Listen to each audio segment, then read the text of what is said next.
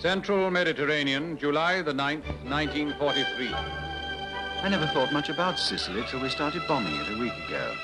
Now it seems everyone's going there. Troop ships, landing craft, the whole shooting match. And the world knows nothing about it till tomorrow, after the landings. Then everyone will know.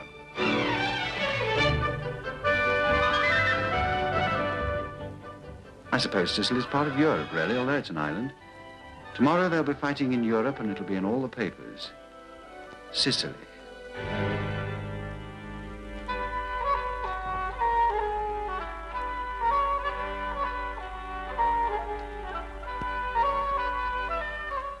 Even with the Germans here, our village is very peaceful and very beautiful. Here in the sight of Etna, our lives are the same as they have always been. The men work in the fields and tend their goats. Our children are naughty, as all children are, perhaps only a little more. But now the German airfields here are being bombed. We feel the war is coming to us soon.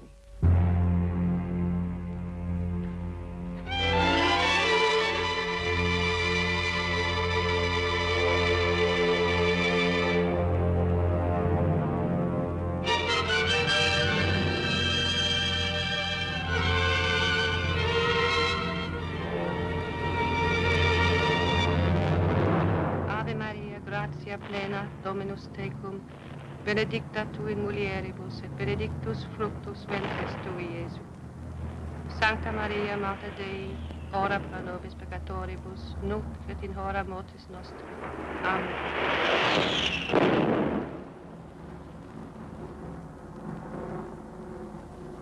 For this attack, our air supremacy is complete. Not even the Luftwaffe can challenge us over Sicily. And the Italians only want peace. We land in the early hours of July the 10th. The British 1st Airborne Division and the American 82nd, the American 7th Army, and the British 8th.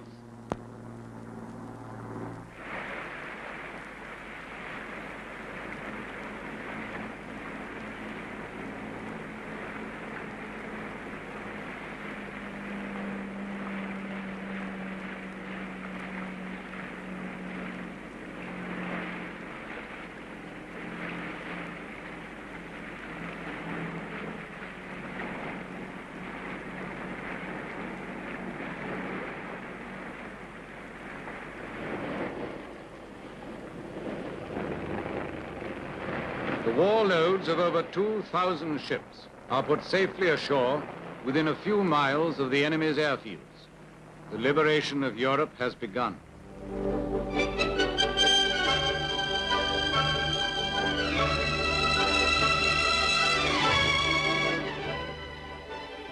We all thought this landing was going to be a shaky do, so we was very happy it all went off nice and cosy. Of course, they reckon Jerry's going to have a go at it. Meanwhile, we're here, and the locals seem to love us.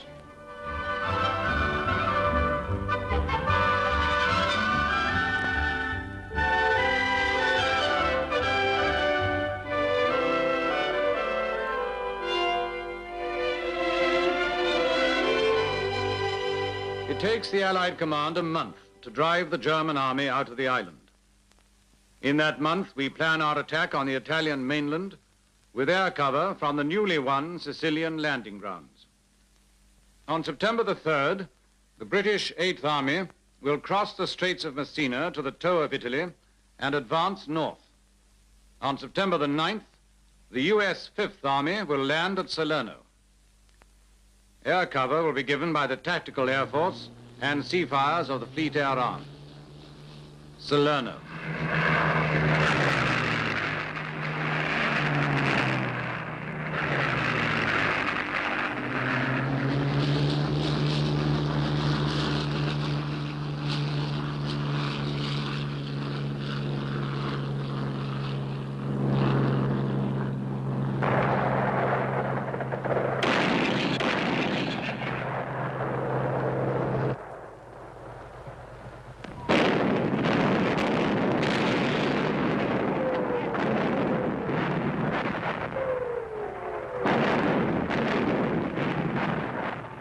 This is kind of different from the last landing. If you ask me, it's too darn hot. The Krauts are throwing everything at us, including some new radio-controlled glider bomb. It's enough to make you cry.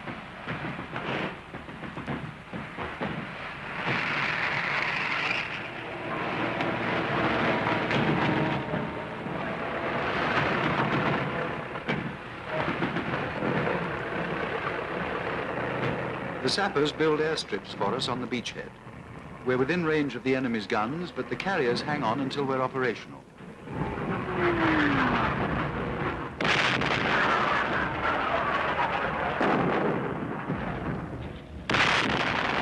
Our fighters give really close support using these airstrips. On September the 14th, they fly 700 sorties in one day.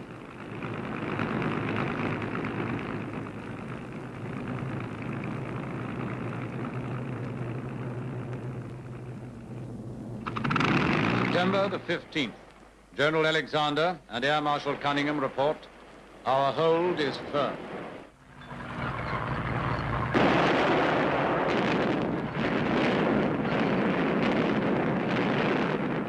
German resistance at Salerno breaks. Allied forces move on over the brown dust and between the grey-green olives into central Italy. The autumn sky is almost empty of enemy planes. Our armies drive north past Naples to the line of the river Sangro, the Gustav line. Near Naples lie the airfields of Foggia, the main landing grounds in southern Italy. With these in our hands, we can base not only tactical air forces, but strategic bombers on the European mainland. A nice little game of pontoon, a couple of cups of chow, and you start feeling a bit better.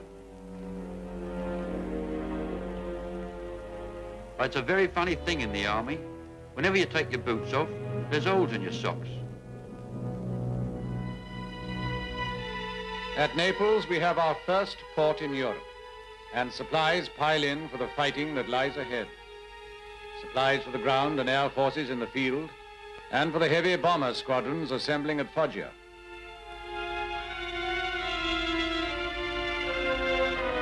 Supplies for the people of the liberated, ruined, half-starving towns. Supplies for the citizens of Naples. Disease and the disruption of life. Here is our first taste of the aftermath of fascism. And here begins the patching up of a world that has died. The Germans have added their own demolitions to our bombing. Even the generators and the power stations have to be replaced before the life of Naples can start again.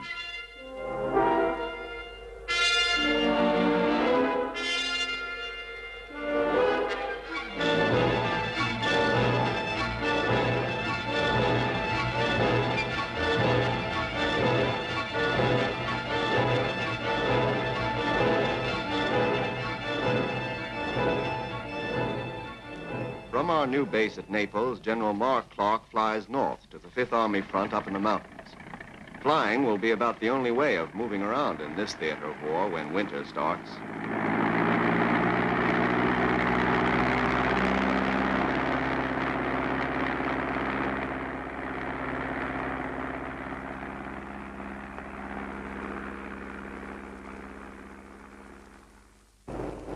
So long as there's weather for flying, we fly. The armies below are digging in for a winter slogging match. And up here, we've got a slogging match of our own. Behind the Gustav line, the enemy's supply routes run northwards to the Alps. The mountains shield them from our ground forces, but they're open to the sky. Before the year ends, we must win complete control of the air over Italy and use it to isolate the German army in the field. The Luftwaffe opposes us with failing strength as the weight of our offensive grows. Day after day, our medium bombers attack the great rail centers of north and central Italy.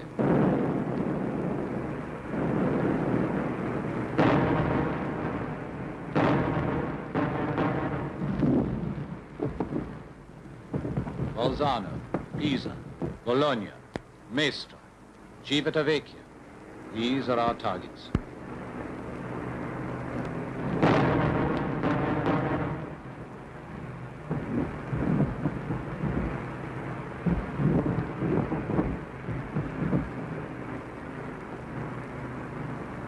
German fighters sent up against our bombers are destroyed in large numbers by the Spitfire squadrons. In Africa, the Desert Air Force gave us supremacy over the battlefield. In Italy, they give it us again.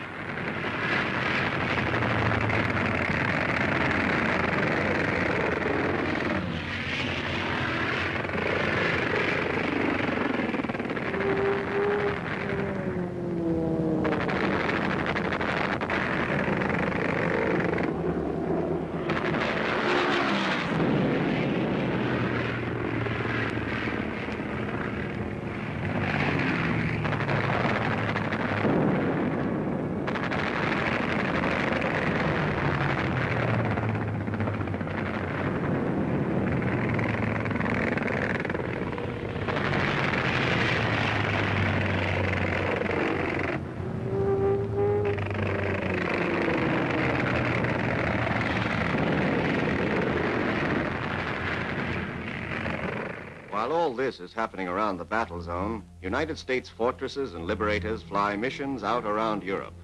From our Foggia bases, we can hit targets in the Balkans, Austria, and Germany. All our raids are made in full daylight, with our fighters right along with us. The whole trip is a long, hard fight right into the target. And when that's over, we have to shoot our way back.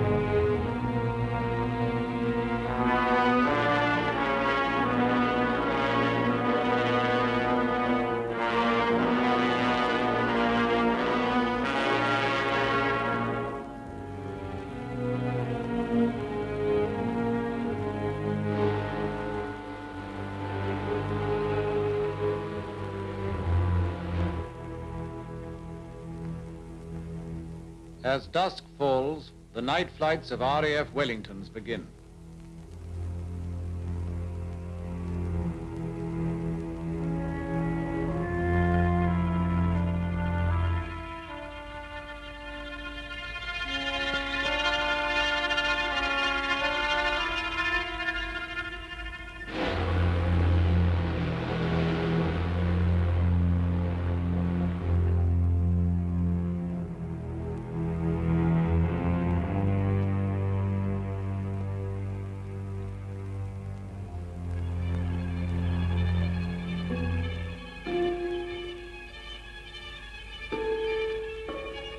For them, the darkened cities of Lombardy, the Adriatic, the Danube Valley will burst into light and flame, and their fires will burn through the winter darkness.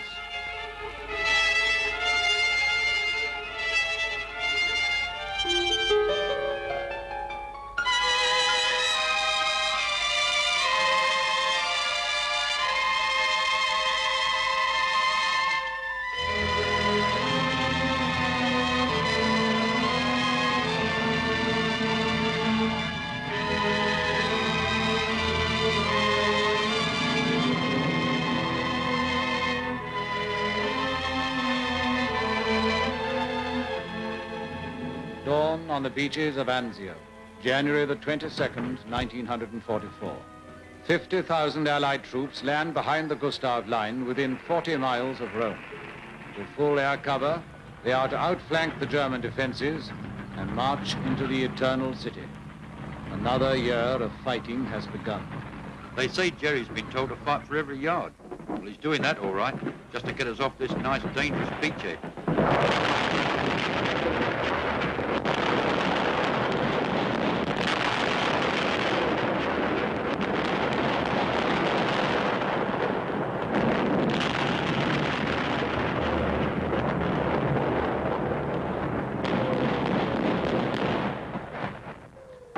Wehrmacht nearly succeeds, though with scarcely any air cover. Nearly, but not quite. Supported by bombardment from air and sea, the beachhead holds.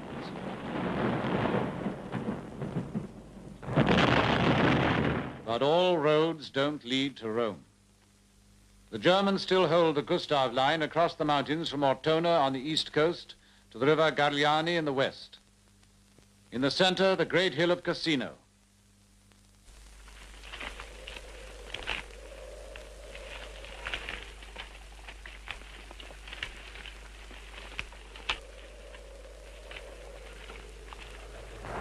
Troops from America and the British Commonwealth have tried in vain to reduce Cassino.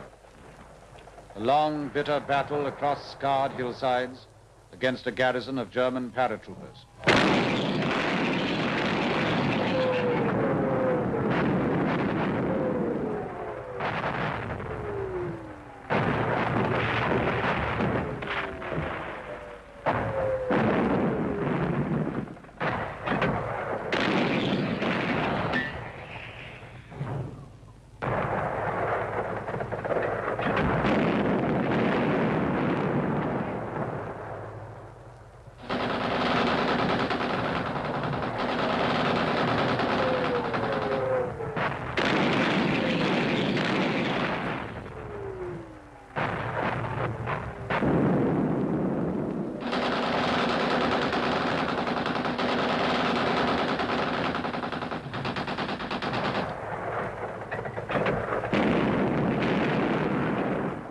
February has dragged on into March, and still the Germans hold Cassino.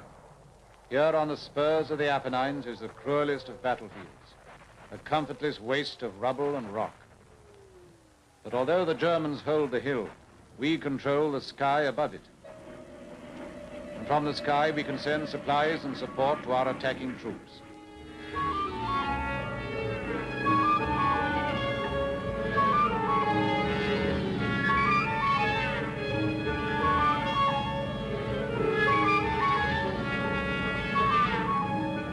While our army clings to its outposts, the Allied commanders plan to whip out Cassino like an old tooth by the combined strength of their air forces.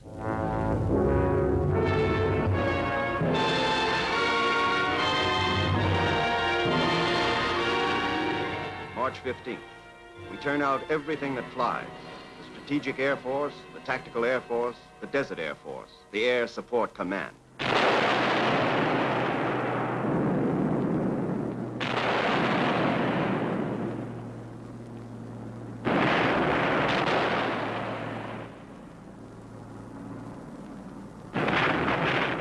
$1,100 tons of bombs fall on their target, and by midday, Cassino doesn't seem like it's there anymore.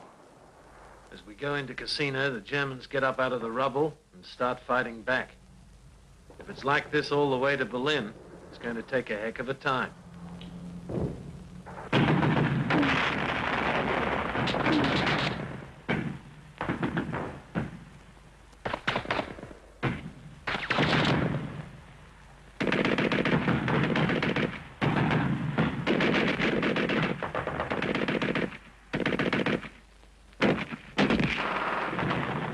May the 18th, Cassino, outflanked and isolated, is finally captured by Polish troops.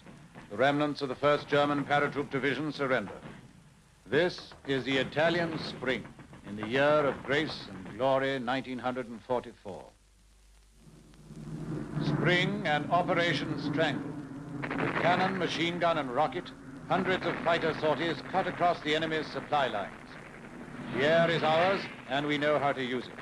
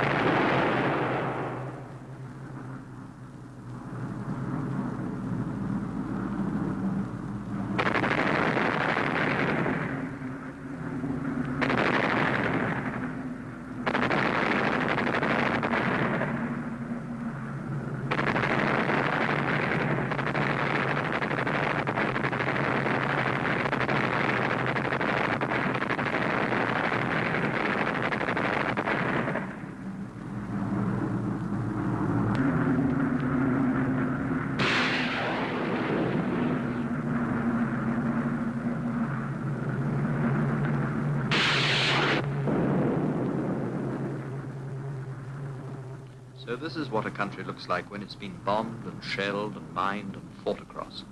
This is the trail of war leading into Europe.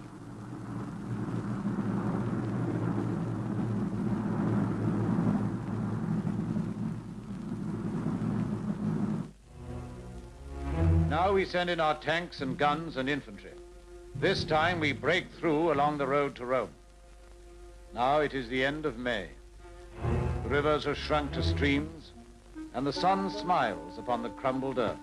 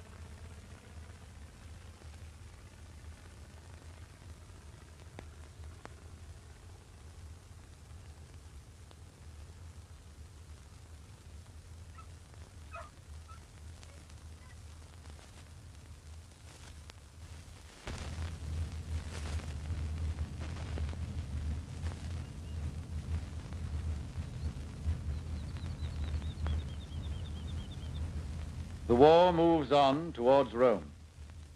Allied bombardment from air and ground has shattered the towns and villages that now lie deserted and silent, empty as the Axis hopes that have died here in Italy.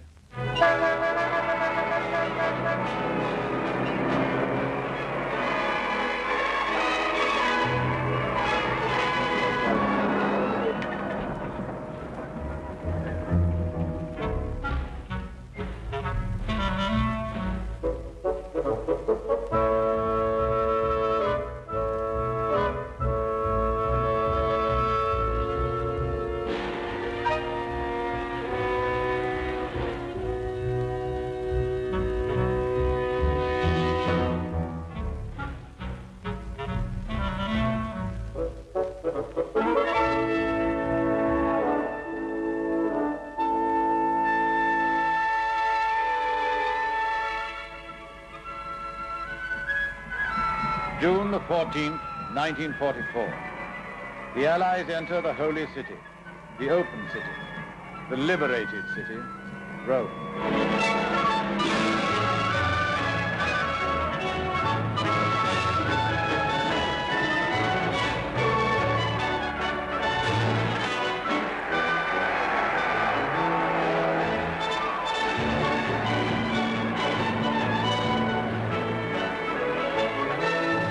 These Romans killed me. You knock the bottom out of their country and they get right up out of the rubble and give you the big hello.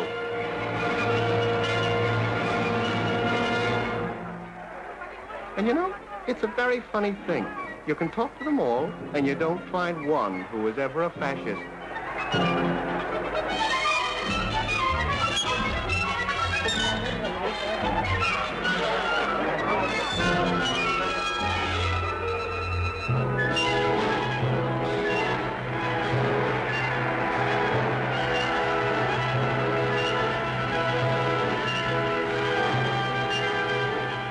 Rome has known many armies, many invasions and liberations.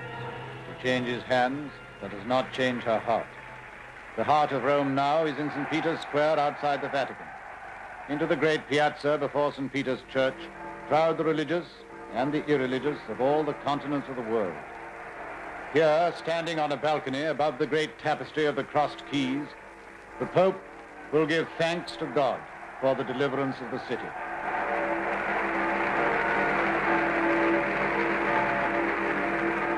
Two days after reaching Rome, we hear about the D-Day landings in Normandy. The war has moved on to France. Here in Italy, we've got what we wanted to get, and now we're moving on too. A large striking force is leaving Italy. Aircraft carriers of the Royal Navy, British and American warships and landing craft, American assault troops and paratroops. A year ago, our armada sailed to Sicily, and our aircraft flew missions from Africa to the Mediterranean islands. Now we are taking off to the beachheads of southern France.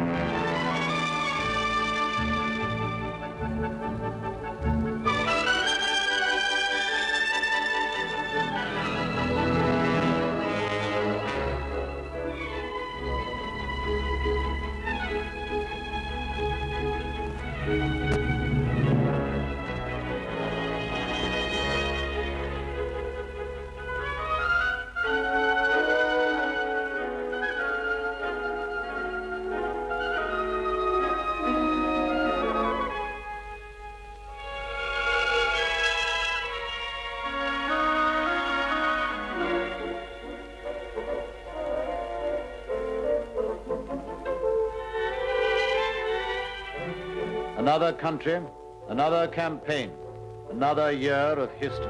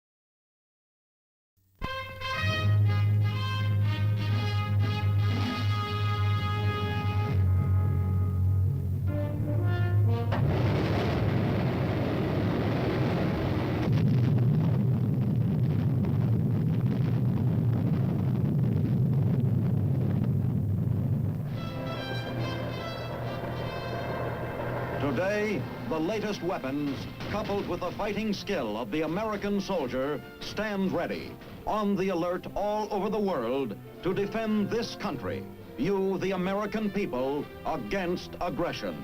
This is The Big Picture, an official television report to the nation from the United States Army. Now, to show you part of the big picture, here is Sergeant Stuart Queen.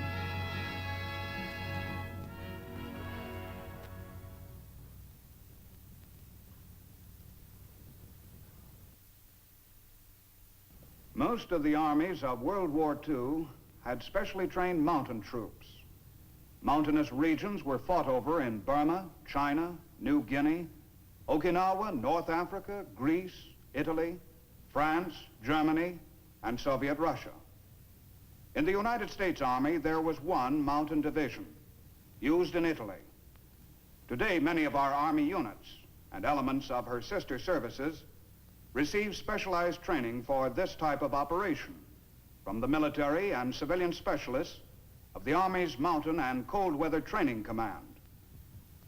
Here are some highlights from that training program, conducted near the command's headquarters high in the mountains of Colorado. The story of the Mountain and Cold Weather Command begins in the streets of European cities in World War II. For it is the child of total war, a war in which we were forced to carry the fight to our enemy wherever he might be found. Through the streets of his cities, over field and meadow, where the unchanging rhythms of growth and harvest seemed at times strangely oblivious to the Holocaust raging about them.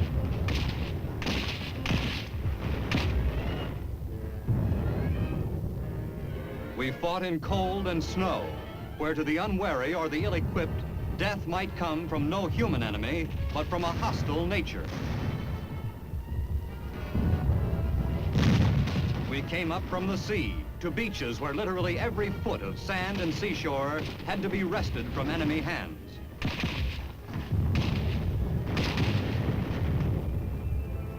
With our British and French allies, we carried the struggle across the desolate sand and rock of North African desert, where the watchwords were speed and mobility.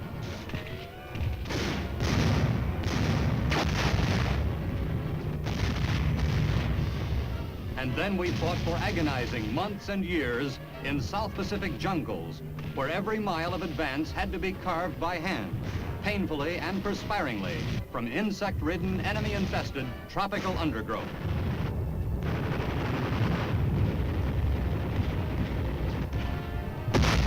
Finally, high in the mountains, from North Africa to New Guinea, we learned once and for all that any type of terrain, anywhere in the world, may become the scene of aggression which we must be prepared to repulse.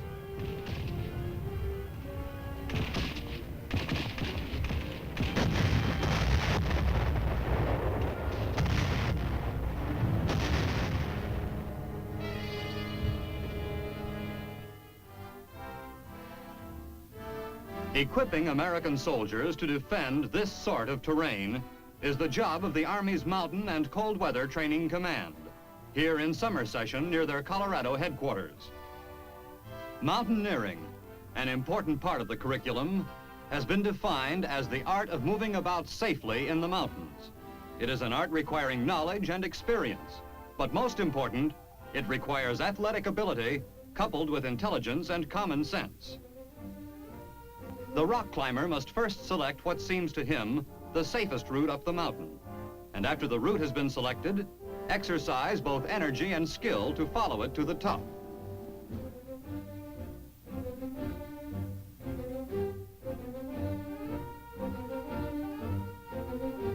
The skill of a rock climber is shown by his choice of handholds and footholds. Over the centuries during which this art has been cultivated, dozens of different positions have been prescribed for the climber's feet, and as many grips for his hands. Handholds and footholds are as varied as the situations in which he may find himself. Here, a natural rock chimney formation is negotiated by the pressure of the climber's back and feet thrust against the walls.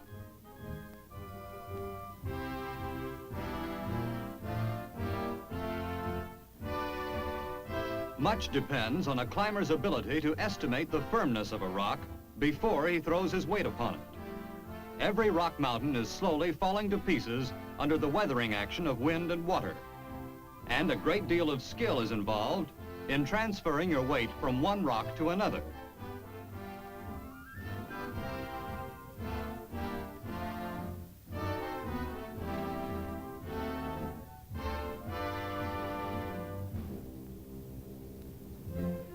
A sheer, nearly perpendicular rock face is the supreme test of any climber's skill.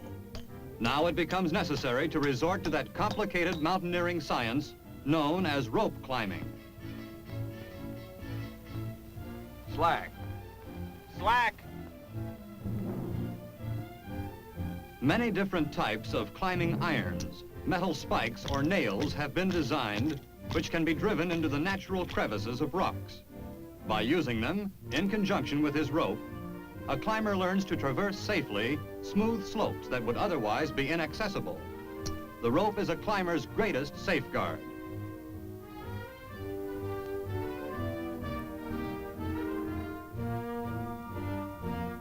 Climb. Climbing.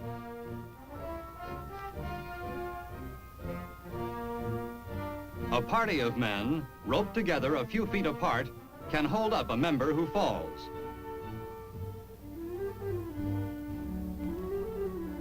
Only one man moves at a time, his partner or partners remaining firmly placed, ready for any emergency.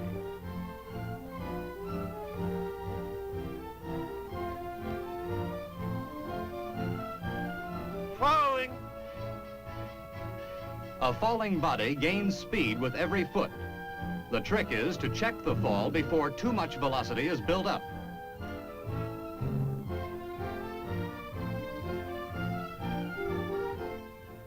Two groups are making this climb by different routes. As the advance party or guides for a much larger military unit, these men are interested in more than just getting to the top. They're searching for the fastest, most practical route over which to lead several score soldiers who will be porting weapons and equipment. This group has struck a piece of bad luck, a sheer, almost completely smooth rock face, only a short distance from the top. It is something that can happen along even the best selected route of climb.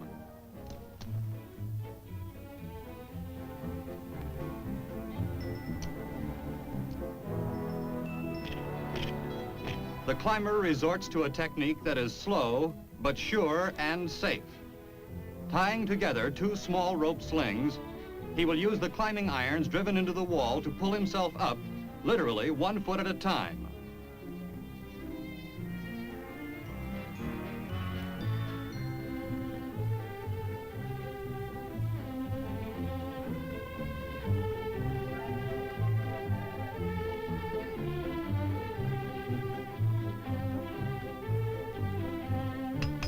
This is one reason why, in mountain climbing, the top man is usually the man with the greatest skill and experience. Once he gets up, ascent for the others in his party will be comparatively easy.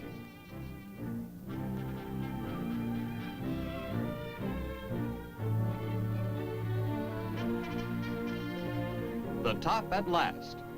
And now the immediate job of getting his partners up with him. With luck, the other half of the party, which had the easier route, should arrive in time to help.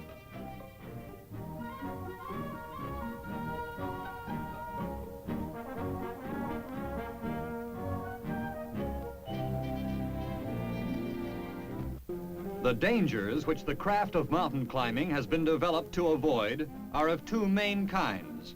The danger that the climber may fall, and the danger that something may fall on him. After the first man is up, the rope is a great safeguard to the others. But it must be used in such a way that it does not dislodge loose stones and start them tumbling down on the heads of those below. A single falling rock may not make a landslide, but it will feel like a landslide to the man underneath, and it could easily start a real one.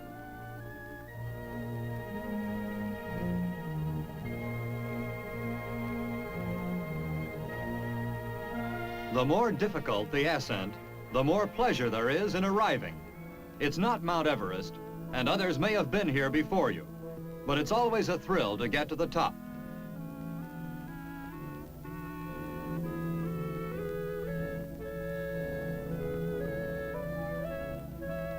Mountain climbers find it hard to explain the fascination which their craft holds for them.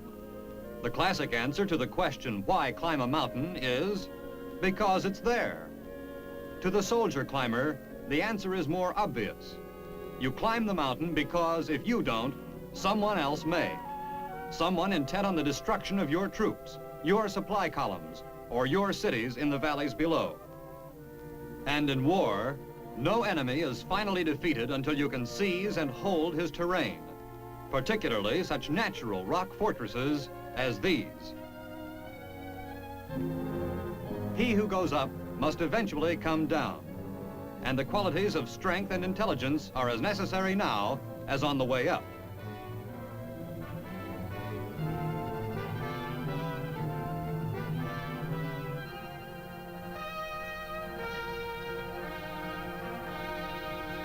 Descending is easier and faster.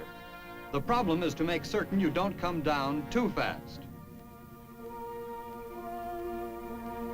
Going up a mountain, it is the first man who carries most responsibility, who takes the greater risks. Coming down, the situation is reversed. The burden now is on the last man, the only man who cannot rely on support from someone up above.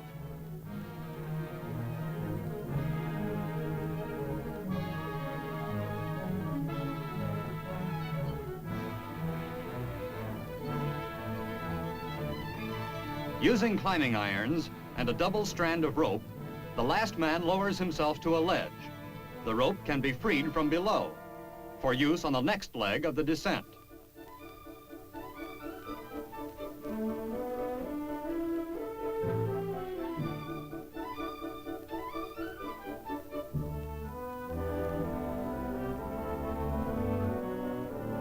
There is a traditional affinity between sailors and rope, sailors and Boy Scouts. Watching these men ascend and then descend this mountain, it is apparent that to no one is a stout rope and a sound knot of more importance than to a mountain climber. For these men, a frayed rope or an improperly tied knot would mean catastrophe. A large part of the mountaineer's basic training is concerned with tying and testing the dozens of different knots he will have to use in operations such as this.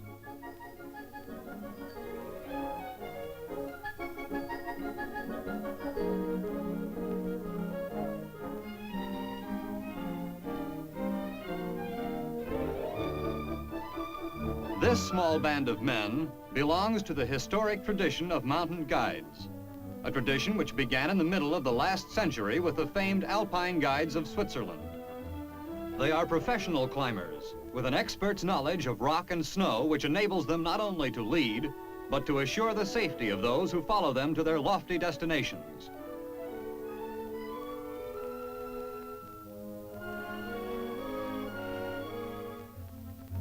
To an army, mountains are both a hazard and a friend. The main effect of mountains on military tactics is simply to make operations slower because of the greater efforts required. But in friendly hands, mountains are a great asset. They lend themselves to defensive warfare, as Allied armies learned in long, hard campaigns in Italy and in Korea.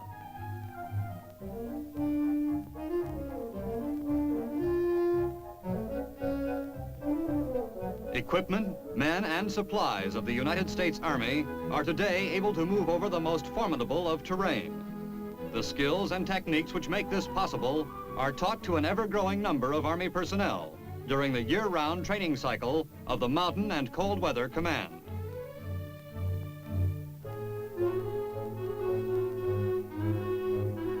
A first-class example of how not to climb a mountain. Ignore the rope and the instructions of your guide. Go off on your own. Decide you're not as good as you thought you were. Get scared, lose your footing.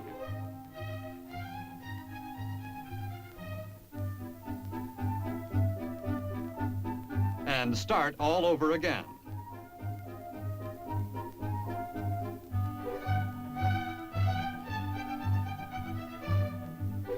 Mountain climbing takes courage, but it is not as hazardous as it looks.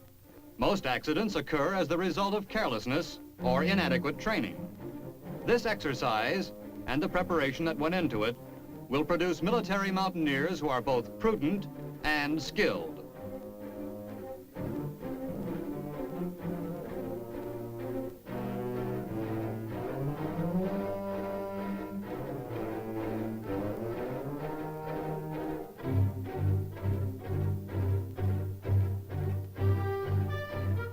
Under the competent supervision of the Mountain and Cold Weather Training Command, another Army unit is acquiring the kind of experience that pays off in fewer casualties and more efficient defense.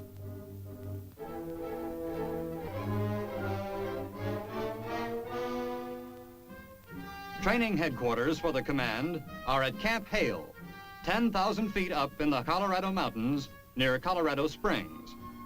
The training cycle has both a summer season, with its emphasis on mountaineering, and a winter season, with emphasis on skiing.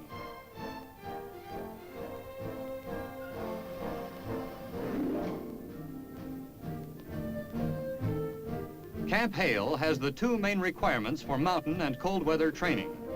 Its altitude is high, and its winters cold. There's an art to chopping wood. This man hasn't quite mastered it, but he's learning. And in these cold Colorado winters, he'll get plenty of practice.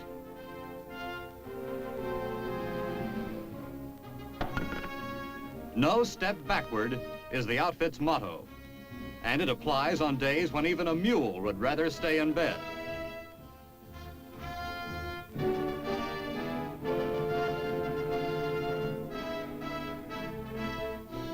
Men arriving at Camp Hale may begin their training in any one of a number of ways, perhaps with a graphic demonstration of the value of the skills they are about to acquire. They learn that the human foot is not a very efficient means of locomotion where the solid earth is covered with 3 feet of snow. Snowshoes, worn by the file of men on the left, is one answer. Distributing your weight over a large area, a pair of snowshoes will keep you from breaking through the surface of the snow. With snowshoes, you can overcome the snow. With skis, you can actually take advantage of it. Like the file of men on the extreme left, you can move even faster over the snow than you could walk on solid ground.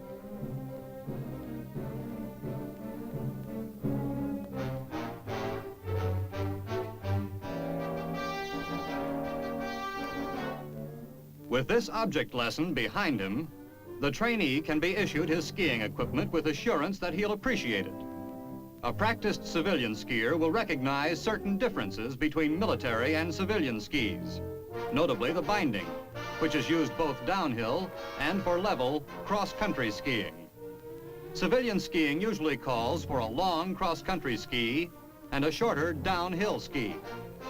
After much trial and research, the Army has developed a single, medium-length, all-purpose ski.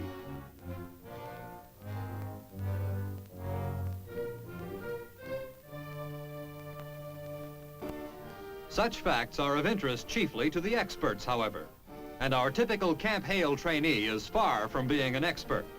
In fact, he is about to learn that the same sliding action which will later enable him to travel at great speed begins by making it hard to move at all.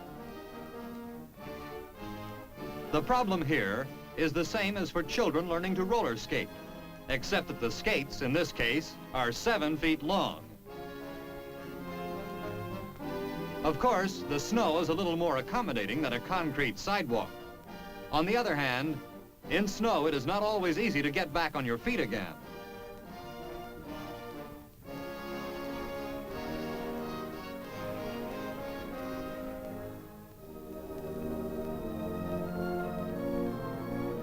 Always begin at the beginning.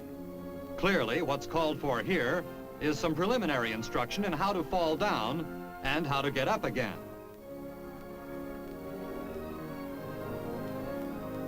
The trick is to fall on your side, landing with skis parallel.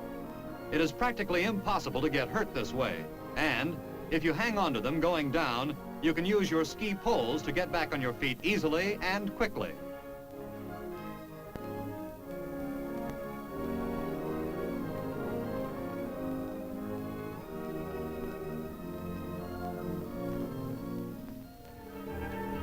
You learn faster than you expected, and in no time at all, you're snow plowing down a slope in the training area.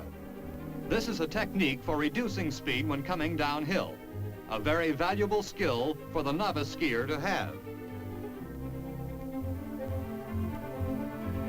Of course, there's always one sure way to slow yourself down.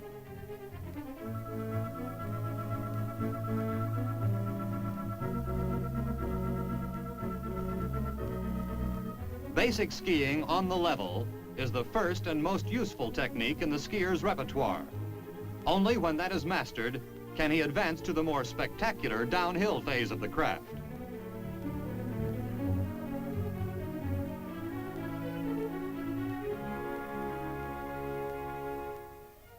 Good control of your skis and your body is required, even while taking advantage of free rides up the ski toe.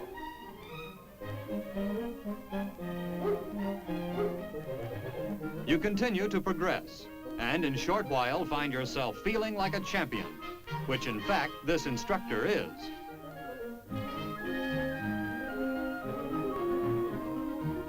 But even the best of us sometimes fall. You get better and better, only to have the instructor demonstrate that you still have a long way to go.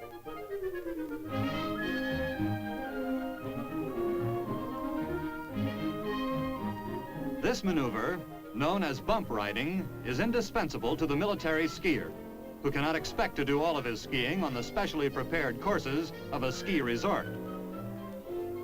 A downhill obstacle course. First the instructor,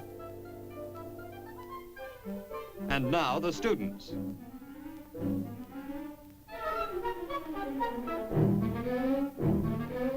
Although firmly packed, the snow here is quite deep. Hazardous as it looks, none of these men was injured. This is the only way to learn, and gradually, you do learn.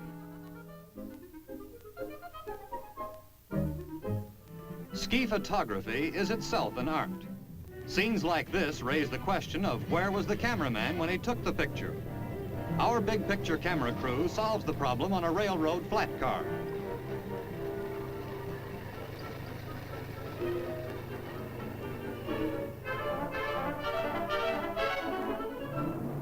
And now comes a reminder that these are military skiers, mastering a sport that has military applications.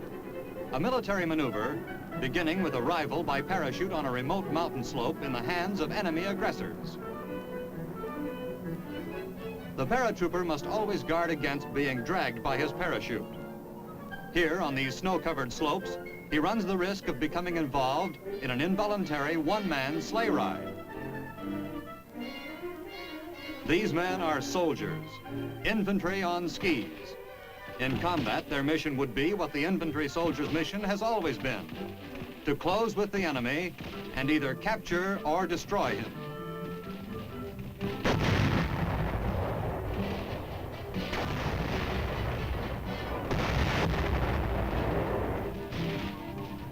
Long before arriving at Camp Hale, they underwent the basic training of an infantryman, itself a rigorous course of instruction. What they are learning now are the special applications of the infantryman's skill to the problem of fighting on skis or snowshoes. To a man with a rifle, skis may be either a handicap or an asset, depending on whether he knows what to do with them.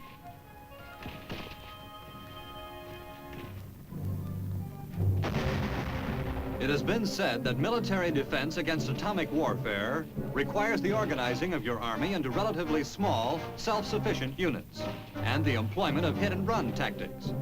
For that sort of operation, ski troops are already remarkably well qualified.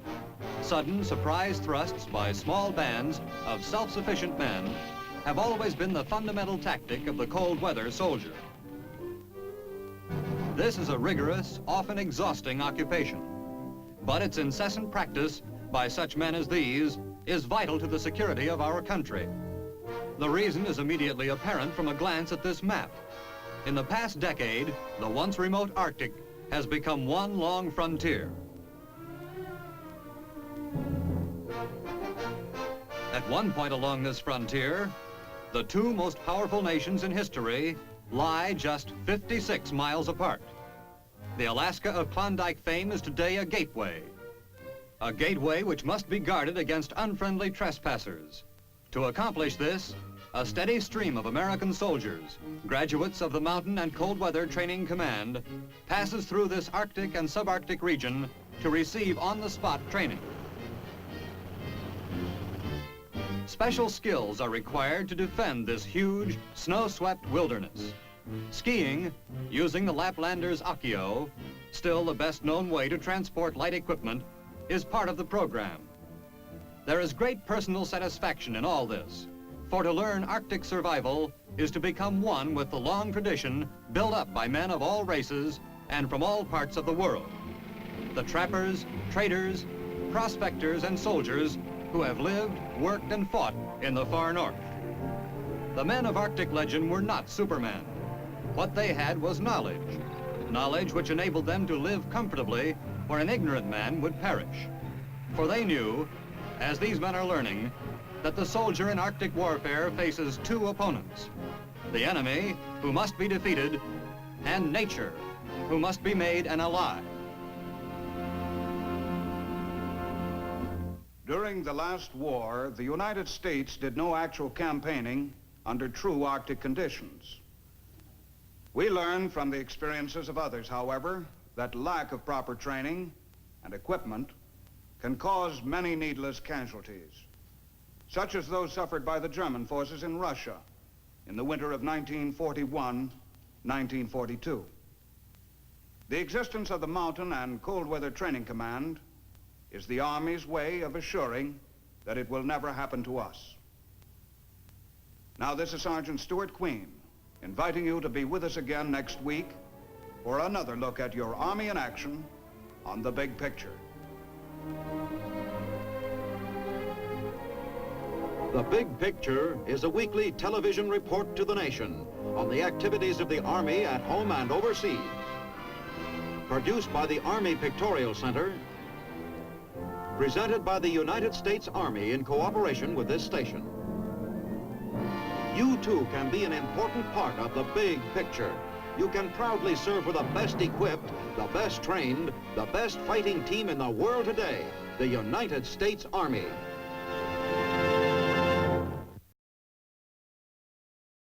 Vor uns liegt Deutschland, in uns marschiert Deutschland und hinter uns kommt Deutschland.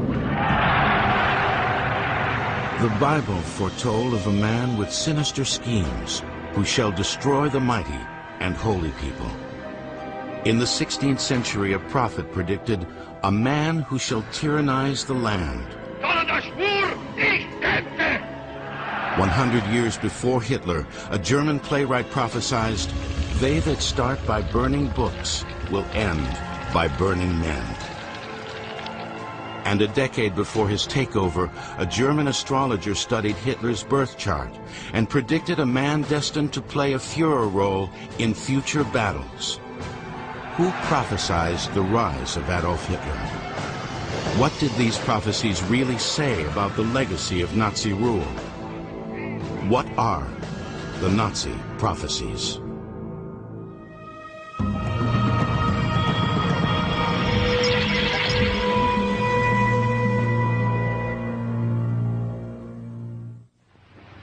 Nicht der Staat befiehlt uns, sondern wir befehlen dem Staate. It is one of the darkest eras in world history, and one, some say, that was foretold in prophecies and numerous texts that date back centuries. Some predictions were made by well-known figures. Others were almost lost to history, targets of persecution by the Nazi regime for their blasphemous words. These prophecies paint a chilling portrait of an evil, sinister force that would terrorize the world.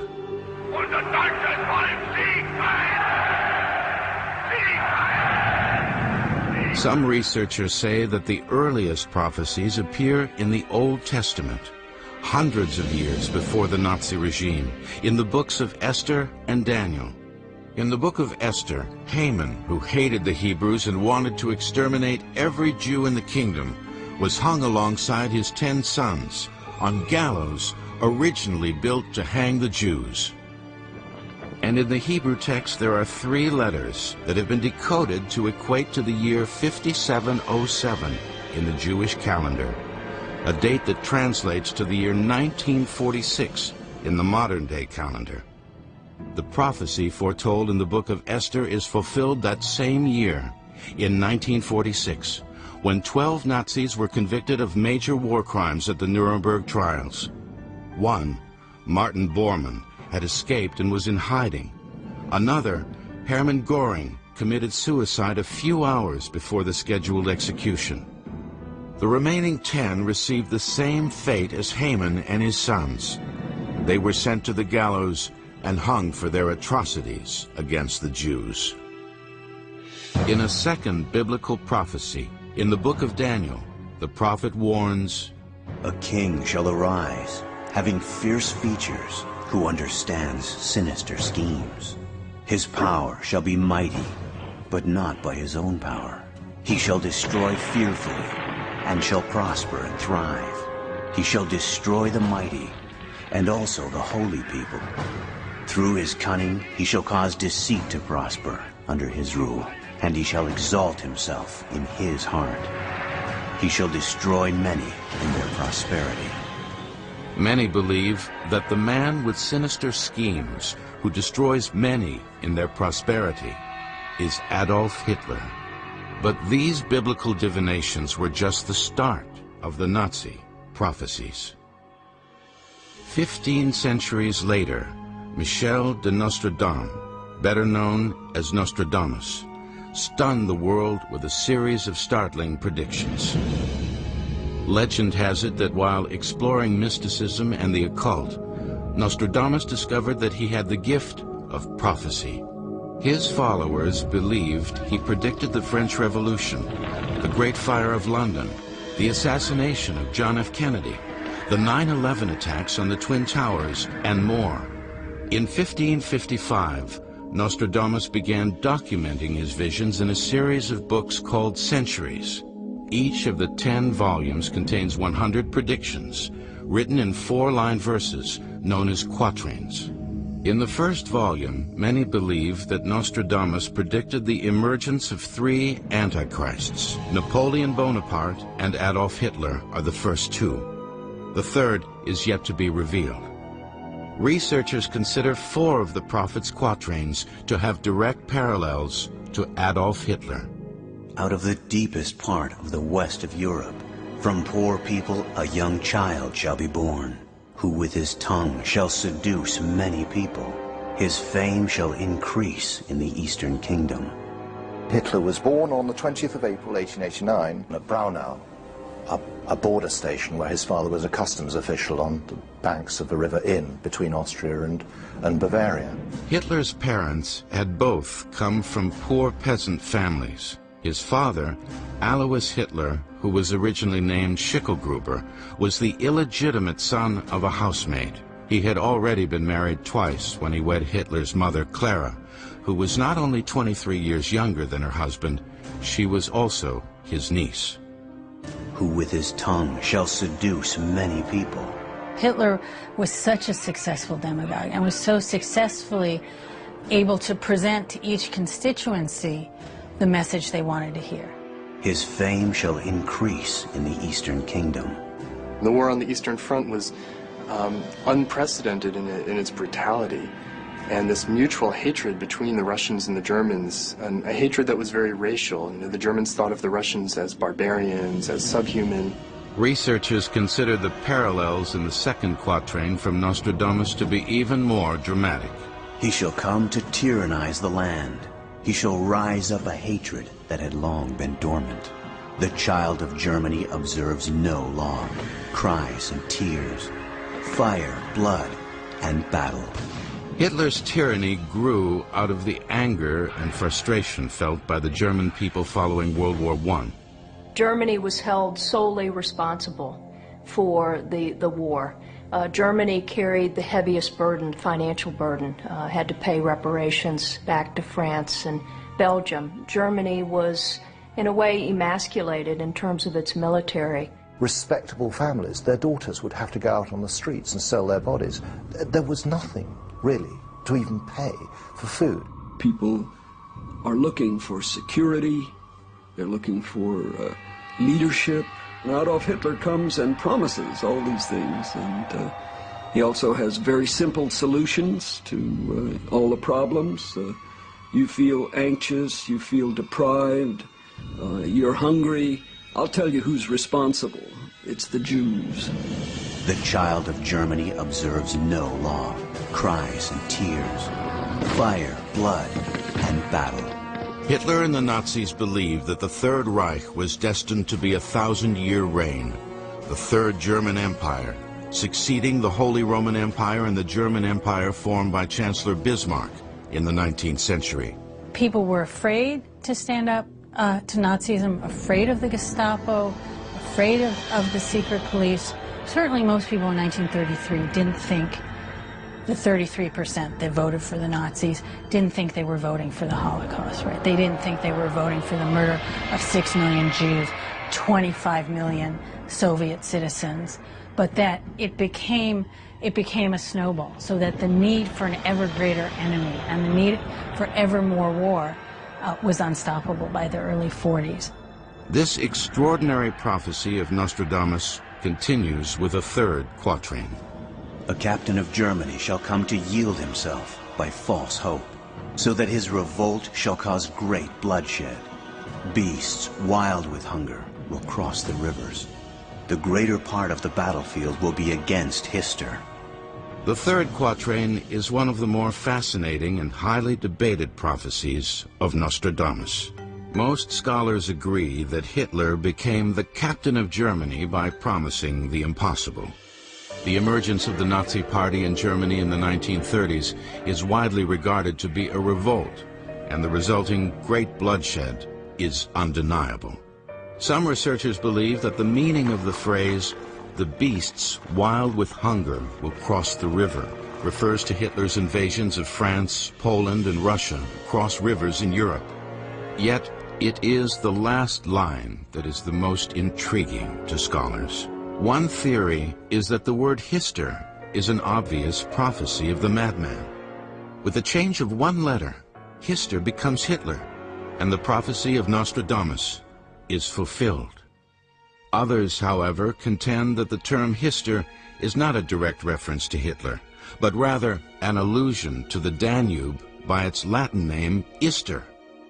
Whether predicting Hitler directly or referring to his birthplace in Austria near the Danube as a site of the battlefield, some argue that the true meaning of the quatrain may never be fully known. Yet others contend that in its context, the link between Hister and Hitler is undeniable. And there is more. Near the Rhine from the Austrian mountains will be born a great man of the people, come too late. A man who will defend Poland and Hungary, and whose fate will never be certain. Historians agree that his power came from the common man in Germany, where he presented himself to his followers as a man of the people. A man who will defend Poland and Hungary. The direct reference to Poland and Hungary is startling. Some suggest that from the Nazi perspective, the invasion of Poland and Hungary was a preemptive or even a defensive strike. Others argue that not every prediction is accurate. What is more intriguing, however, is the final line. And whose fate will never be certain. According to most history books, Hitler committed suicide with Eva Braun in 1945. However, there are those who believe that Hitler's suicide was staged and he escaped into hiding. If this elaborate hoax is true, it is not only one of the most extraordinary escapes in history, it also fulfills Nostradamus's final prophecy. But the Nazi prophecies did not end with Nostradamus. They continued with frighteningly accurate predictions of World War I and World War II made 100 years before the start of the battle. Prophecies so terrifying to the Nazis that they tried to erase the memory of the prophets from the face of the earth. Nazi prophecies began, some say, with the earliest scriptures, where biblical prophets foretold the rise and fall of Hitler and the Nazis. Centuries later, Nostradamus prophesied that a man from the west of Europe would seduce many people, tyrannize the land, and cause great bloodshed. But the Old Testament and Nostradamus were not alone in the prophecies of Hitler and the Nazi horrors. Centuries after Nostradamus, other prophets predicted what many believed to be the coming of the Third Reich. One of the most remarkable was Matthias Stormberger, an obscure Bavarian mystic born in Rabenstein, Germany. In the early 1800s, Stormberger predicted the invention of locomotives, the automobile, and airplanes. Iron rods will be built, and iron monsters will bark through the wilderness. Cars without horses and shaft will come, and man will fly through the air like birds. Perhaps more startling were Stormberger's prophecies foreshadowing catastrophic events of the next century. In anticipating the first great battle, Stormberger revealed, when in the outskirts of the forest the iron road will be finished, And there, the Iron Horse will be seen. A war will begin, to last twice 2 years. It would be fought with iron fortresses. Some say Stormberger's prophecy came true when the Great War broke out on August 1st, 1914, near a railroad line in the Bavarian forest. The conviction is reinforced by the fact that the war lasted 4 years, exactly as long as Stormberger had prophesied his war would last. Yet the Bavarian prophet was not finished with his forecast of war. Some regard his second prophecy as a foreshadowing of the Third Reich. 2 or 3 decades after the First War will come a second war, still larger. Almost all of the nations of the world will be involved. Millions of men will die without being soldiers. The fire will fall from the sky, and many great cities will be destroyed. 100 years after Stormberger's prophecy, Europe was engulfed in a second war that, exactly as Stormberger predicted, started less than 3 decades after the end of World War I. As Stormberger prophesied, World War II was much larger than the first, bringing death and destruction to more nations, slaughtering millions of innocent people, and destroying cities with fiery bombardments from the sky. Stormberger was not the only voice in the 19th century to foretell the coming doom. Jacob Burckhardt was one of Europe's most renowned historians. In letters written more than 100 years before the coming of the Third Reich, Burckhardt predicted with astonishing accuracy the totalitarian direction that history would take in the 20th century. He looked at what was going on in the 19th century with alarm. He said, I foresee a Europe ruled by terrible simplifiers who are going to have people marching in industrial armies, in camps, by the roll of drums. He really foresaw a bureaucratized, totalitarian Europe. Yet there were more ominous prophecies to come. In the 1820s, Heinrich Heine, a German poet who was born in Dusseldorf in 1797, made a number of bold predictions many believed to be the foreshadowing of the Nazi regime. In the 1840s, more than 90 years before the Third Reich, Heine wrote caustic and prophetic plays and satires. To this day, his chilling words have fueled controversy. There's a very famous quote of Heinrich Heine's, which is, "One day, Thor will arise, rub the dust from his eyes, and wielding his hammer, smash the great Gothic cathedrals to pieces." The prophecies of Stormberger, Burckhardt, and Heine did not go unnoticed by the Nazis.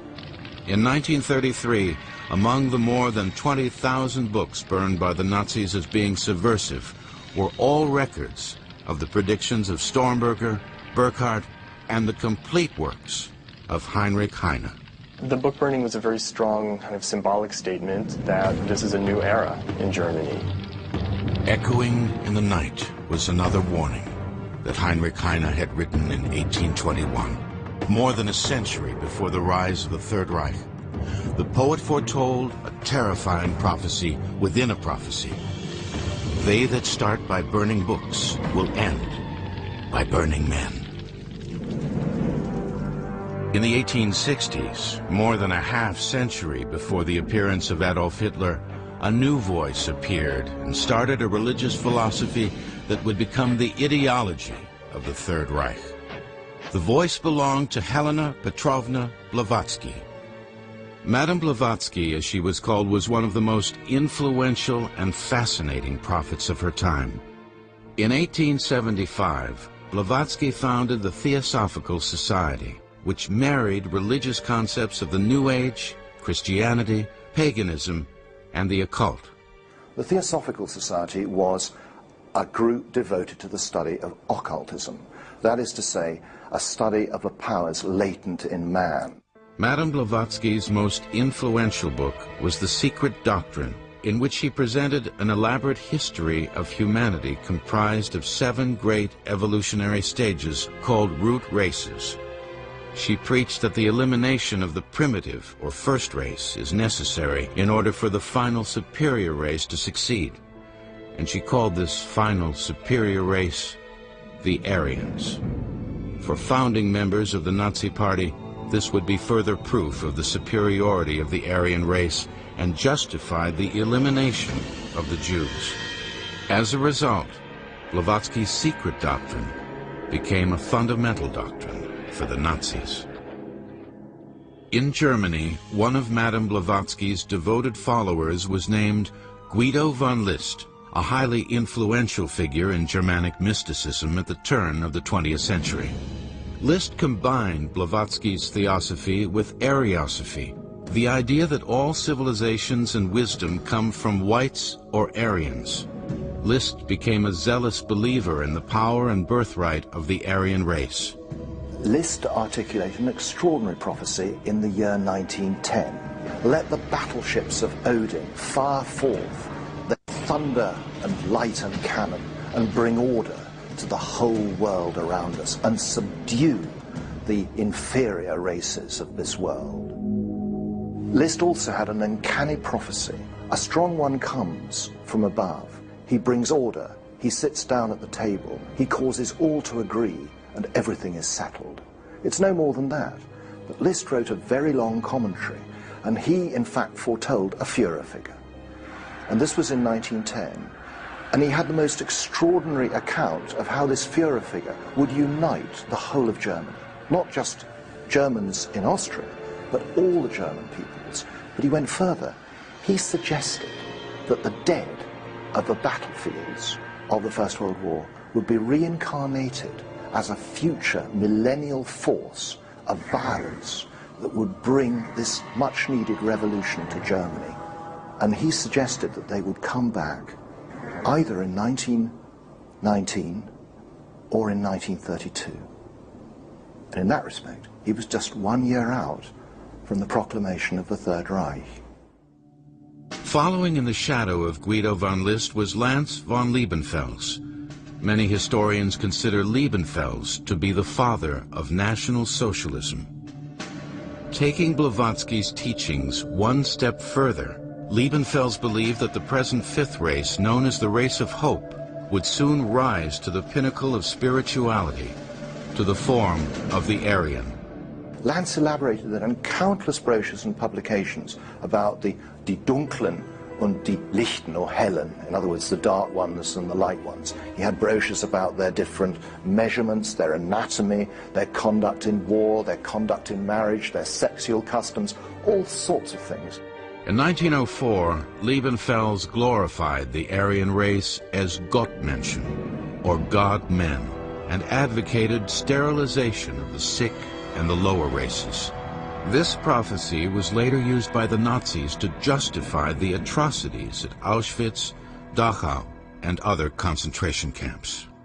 Liebenfels published his anti-Semitic and racist theories in Ostara, his right-wing magazine. One of his avid readers was a young fanatic named Adolf Hitler. Years later, Hitler quoted entire passages of Liebenfels' writings in his manifesto, Mein Kampf. Liebenfels later wrote about Hitler visiting his offices in Vienna when Hitler was impoverished and discussing occult theories with him. And Liebenfels felt so bad for him, he gave him free copies of the magazine and bus fare to go home. The Nazi prophecies continue with a chilling and amazingly accurate prediction based on Hitler's birth chart. Nazi prophecies first appeared in biblical scriptures. Centuries later, Nostradamus, Stormberger, Heine, Burckhardt, and others added their ominous visions. Madame Blavatsky proposed a mystical philosophy for the Aryan race that captivated men like Guido von List and Lance von Liebenfels. But there were more predictions to follow as Hitler's time drew near, including an extraordinary astrological prophecy. In the years following the First World War, astrology was taking hold throughout Europe. One of the most famous astrologers in Germany was Elsbeth Ebertin, who published a popular almanac called Glance on the Future. A reader asked Ebertin to predict the future of a child born on April 20th, 1889. Ebertin was given no additional information on this person. In the July 1923 issue of her almanac, Ebertin made an astounding astrological prophecy with extraordinary precision. She prophesied that a person born on Hitler's birthday on his specific year, day, and time would rise to great prominence in Germany, but that he would face severe difficulties in 1945. She, in fact, cast Hitler's horoscope. She wrote, "A man of action, born on the 20th of April 1889, with Sun in 29 degrees Aries at the time of his birth, can expose himself to personal danger by excessively uncautious action and could very likely trigger off an uncontrollable crisis." But there was more. His constellations show that this man is to be taken very seriously indeed. He is destined to play a Führer role in future battles. It seems that the man I have in mind with the strong Aries influence is destined to sacrifice himself for the German nation. Also to face up to all circumstances with audacity and courage, even when it is a matter of life and death, and to give an impulse which will burst forth quite suddenly to a German freedom movement. But I will not anticipate destiny. Time will show. But the present state of affairs at the time I write this naturally cannot last. The extraordinary thing is she used the term Führerin. Only his immediate entourage would really have been referring him to as a Führer. But Ebertin hit upon this particular word when describing him, essentially unseen, unmet, on the basis of a horoscope. In 1919, after his service in World War I, Hitler was ordered to infiltrate a radical group calling itself the German Workers' Party. Hitler was swept up in the movement. He joined the party and eventually helped to transform it into the National Socialist Party, better known as the Nazi Party. Among the people Hitler met when he joined the party was the man who would become his mentor, Dietrich Eckart. We think of Hitler as this Führer figure. We think of him as someone who couldn't possibly have had a mentor, but he did. Probably there was no other person in Hitler's life whom he revered more than Eckart. Eckart was a drug addict, he was a poet, he was a translator, he was very talented, a brilliant man, and exerted a tremendous influence over Hitler. One night in 1915, years before he met Hitler, Eckart attended a séance where he claims he received a startling message. Eckart says that a voice told him that a German would appear to lead the Aryan race to final victory over the Jews. This voice told Eckart that it would be his responsibility to nurture what it called the Messiah. Years later, when Eckart met Hitler, he realized that he had found the man who was destined to save the German Empire. Eckart immediately assumed the role foretold in his vision as mentor to the future leader. So Eckart was playing John the Baptist, but he, Hitler, did not yet see himself as the Messiah. When Eckart first started grooming Hitler, Hitler still thought of himself as, in his own words, der Trommler, the drummer. Eckart was grooming Hitler in a sense that this was going to be a future leader. He would introduce him at parties and say, this is the coming savior of Germany. Eckart began to help Hitler shape his ideology and message, boosting his self-confidence and training him in self-projection, body language, and persuasive oratory. Guided by Eckart, Hitler became increasingly more effective and powerful. And Hitler was a natural preacher. Every speech had almost a natural course. It would start with all the sins and sufferings that had befallen the chosen people, the Aryans, of course, rather than the Jews. You see the links with the Old Testament. And then it would build up, of course, with more and more hatred and anger and so on. And then he would paint out this glorious future. That is Nazi prophecy. That is indicating the promised land, the millennium the Germans would enter. And what do we know this by, another name in religion? Redemption. Guided by a strange voice at a séance, Eckart began to witness the man he had found fulfill his grisly prophecy. Hitler thought of himself as the drummer, all the time that he was in fact being prepared for the Messiah role but Eckhart. But there came a point when Hitler suddenly switched and realized he wasn't beating the drum for one who would come. He was beating the drum for himself, that he was the savior, just as Eckhart used to introduce him at polite societies. And once he'd made that switch, Hitler was utterly ruthless. He wasn't preparing the way for someone else. He was going to take power completely over the Nazi Party, make sure that he had total control, and award himself the title of Der Führer. In 1923, as he lay dying from heart failure, Eckart implored his followers, "Follow Hitler. He will dance. But it is I who have called the tune." The Nazi prophecies took another dark turn in the 1930s, with the predictions of Erich Jan Hanussen, a German occultist and astrologer, who would become known as Hitler's Nostradamus and the prophet of the Third Reich. By 1930, Hitler had assumed the role of Germany's Messiah and surrounded himself with a small band of fanatical disciples. Yet the Nazi Party was stumbling. It would take the prophecies by a charismatic clairvoyant to help save Hitler and propel the movement forward.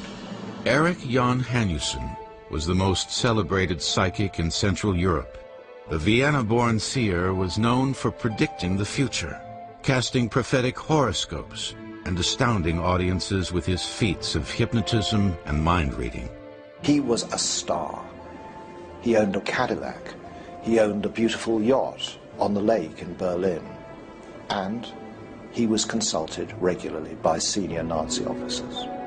In 1932, rumors began to spread that Hanussen had a series of clandestine meetings with Hitler.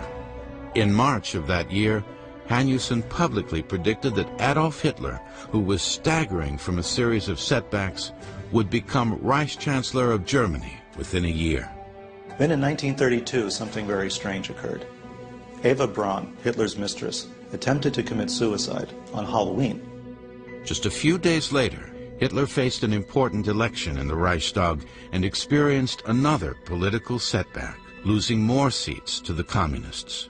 In desperation, Hitler turned to Hanussen once more. The clairvoyant's advice was stunning. His friend Hanussen said, if you go to your birthplace, if you find a mandrake root buried in a cemetery in the town where you were born and pull it out at the stroke of midnight on New Year's Eve, 1932-33, all your problems will be solved. And by January 30th, 1933, you will be master of Germany. On January 1st, 1933, the story goes, Hanussen laid his hands on Der Führer, fell into a mystical trance, and then emerged, declaring, "I see victory for you. It cannot be stopped." On January 30th, 1933, Hitler is Chancellor of Germany. Within days, Hanussen's prediction becomes true, impossibly true. Just days after the election, Hanussen made another startling forecast, one that set the Third Reich on a destructive course. He said that an important government building would burn in Germany, and with that disaster, a new change would take place in Germany's political future. 5 days later, the Reichstag burned. Hitler blamed it on communists and used that as the excuse to take over Germany to give himself complete powers. He was already Chancellor, but now with the burning of the Reichstag fire, he took on enormous power over the country, declared essentially martial law, and made himself the dictator. Für Sie genügt nicht die bloße Ablegung des Bekenntnisses, ich glaube, sondern der Schwur, ich kämpfe. You would think that Hanussen's career would have been golden at that point. He was making predictions that were coming true left and right. However, in April of that year, he was murdered in the woods outside of Berlin. No one knows if Hanussen was killed because German officers owed him money, because he knew too much, or because Hitler was jealous of his celebrity. Perhaps the real reason he was murdered was that Hitler was embarrassed by the fact that Erich Jan Hanussen, his personal psychic, was in fact Erman Steinschneider, a Czechoslovakian Jew. The prophecies that predicted the rise of Adolf Hitler and the Third Reich were becoming frighteningly true. The time was drawing near for a terrifying conflagration of megalomania and fanaticism that would shatter the world. The stage was set for Adolf Hitler's Third Reich. Immediately following the burning of the German parliament, the Reichstag, on February 27, 1933, Hitler and the Nazi Party seized power in Germany. Hitler became Reich Chancellor, dictator, and set out on a brutal, unrelenting quest to world domination. As a result, the search for the roots of Aryan supremacy and the future of the Aryan race fell to Heinrich Himmler, the Reichsfuhrer of the SS and a fanatical believer of the occult. Himmler established the Honor Nerbe, the Reich Ancestral Heritage Office, to search for scientific and archaeological evidence to support the prophecies, origins, and birthright of the Aryan race. There were expeditions planned to Peru, Ethiopia, and a successful one that was actually carried out to Tibet.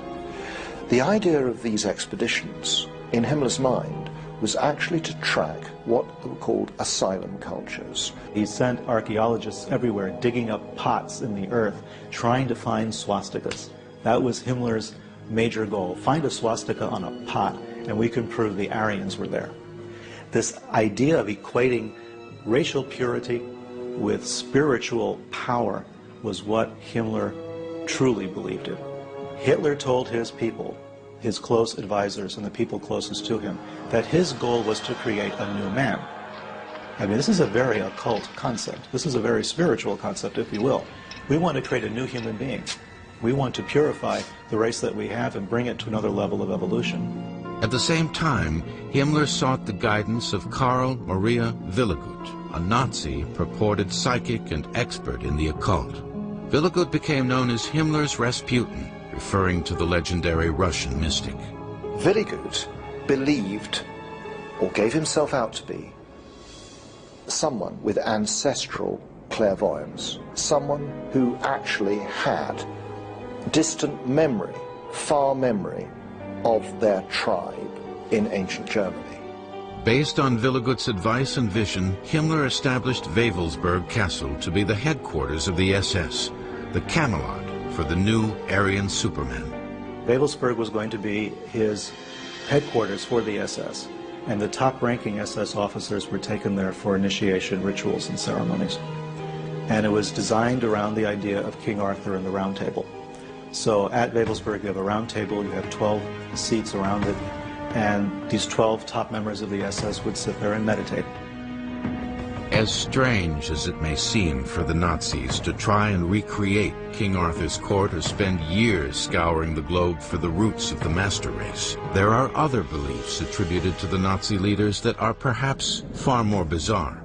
One of the strangest was the belief in the existence of an entrance to a sanctuary and civilization inside the earth. There are those who speculate that certain Nazis, including Hitler, believed in the concept of a hollow earth, based on a popular science fiction novel called Vril, The Power of the Coming Race. They believed that humans were living on the inside surface of the planet. Believers of the hollow earth theory claim that when Germany fell, Hitler and his closest henchmen escaped in a submarine. Others contend that at his base under the ice cap, he joined a subterranean master race with whom he now travels inside UFOs through the center of the hollow earth. Most historians agree, however, that on April 30th, 1945, Adolf Hitler and Eva Braun committed suicide in his secret bunker in Berlin. Yet, for his most devout followers, Hitler's mysterious death reinforces the conviction that he believed in the occult. Some believe that Hitler's choice of April 30th was intentional because it was the eve of an important Druid festival, the Fires of Bel. Consequently, for those who believe in the occult, Hitler's suicide was not a cowardly act, but rather an honorable practice called the Rite of Endura. One of the requirements of the Endura was that the ritual must be performed by intimate pairs, Hitler's partner was his new bride, Eva Braun. It is interesting to note that two of Hitler's fellow Nazis and trusted colleagues, Karl Haushofer and Joseph Goebbels, also killed themselves and their wives in almost identical ceremonial acts. Of course, there are other devout followers who believe that Hitler escaped, and the body that was found in the bunker was one of his many doubles. On May 8, 1945, 5.5 years after Hitler invaded Poland, the German army surrendered to the Allies, ending the unspeakable horrors of the Third Reich. But was it the end of the domination of Adolf Hitler, the Antichrist predicted by the Bible, Nostradamus, and others? Did the end of World War II end the reign of terror of the Nazis, or was there more? What have the prophets predicted? And are there prophecies yet to be fulfilled? By 1945, the Nazi regime had collapsed, but questions remained. Was Hitler, in fact, the second Antichrist prophesied by Nostradamus? And if Hitler is the second, who is the third? Were all of the Nazi prophecies fulfilled, or will the Nazis return, possibly in another form, to realize their fate? What does the future hold? It may be best to return to the prophets of the past, to Stormberger and Nostradamus, to find their answers. In addition to predicting the onset of World War I and World War II, both with extraordinary accuracy, Stormberger, the 19th century Bavarian prophet, foresaw a third cataclysm that would be far more terrifying than anything before. And after the end of the Second Great War, a third universal conflagration will come, so that it will determine everything. There will be weapons totally new. In one day, more men will die than in all the previous wars. Stormberger ends his startling prophecy with a haunting timetable. You, my children, won't experience the largest mischief. You, my grandchildren, won't also experience it. But the third stock, that will easily experience it. Some people speculate that the third generation from Stormberger would be the generation living between 1990 and 2010. If so, does that mean that the third cataclysmic war has been averted, or does it mean that we are in the midst of Stormberger's Third World War right now? Yet Stormberger was not alone in his prophecy of a third war of destruction. Nostradamus also predicted the rise of a third Antichrist who would wreak havoc upon the earth. Mabus will soon die, and there will come a dreadful destruction of people and animals. Suddenly, vengeance will be revealed. 100 hands, thirst and hunger, when the comet will pass. And finally, Nostradamus presents a prophecy for the end of the Antichrist, which ties into a catastrophic battle. The third Antichrist will soon be annihilated. 27 years his war will last. The unbelievers are dead, captive, exiled, with blood, human bodies, water, and red hail covering the earth. The prophecies of Nostradamus are open for interpretation. Regarding the third Antichrist prophesied by Nostradamus, who is Mabus? Some say it is clear. By reading Mabus backwards and transposing 2 letters, Mabus becomes Saddam, leading some to believe that the third Antichrist is Saddam Hussein. Others point to Osama bin Laden, while still others say that the third Antichrist is waiting to appear. When one combines the predictions of Stormberger and Nostradamus, 2 of the most compelling prophets in history, the chilling conclusion is that a third world war led by a third Antichrist may be upon us before we know it. Nazism's appeal today, it's a dangerous subject. And what we're really considering is not so much whether Nazism can come back to power, so much as what is the perennial appeal of Nazi symbols, metaphors, and myths? Its concept of a golden age, its concept of a fall, the concept of suffering, the concept of redemption. symbols of the Grail, symbols of purity, symbols of deliverance, a Messiah figure. All these things are so common that these archetypes can always be activated. I think that we're naive to think that we couldn't have someone at a level of a Hitler to have those conditions come into place again. As horrific, if you really look at the text, is what he was saying, that was beside the point when people were really kind of drawn in by the emotions of the occasion. At Nuremberg, during the interrogations, many of the British and American cross-examining counsel often felt they were dealing with people who came from an entirely different religious and moral order. And they did. With all of the prophecies from biblical prophets, psychics, seers, and fanatics, perhaps the most frightening Nazi prophecy may be from Hitler himself. Es ist unser Wunsch und Wille, dass dieser Staat und dieses Reich bestehen sollen in den kommenden Jahrtausenden. Wir können glücklich sein zu wissen, dass diese Zukunft restlos uns gehört.